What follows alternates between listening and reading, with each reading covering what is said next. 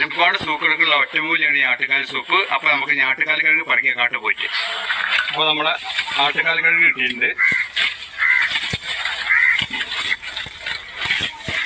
ഇതാണ്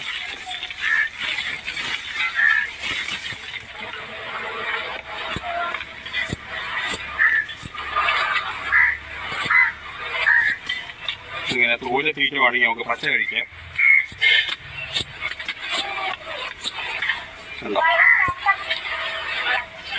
ചില വൃത്തിയാക്കി എടുക്കുക.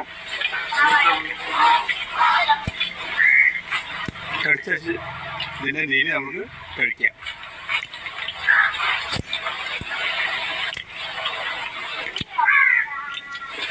ഇതാണ്.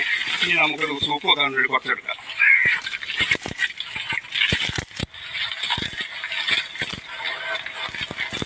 അപ്പോൾ നമുക്ക് സൂപ്പൊക്കെ ഉള്ള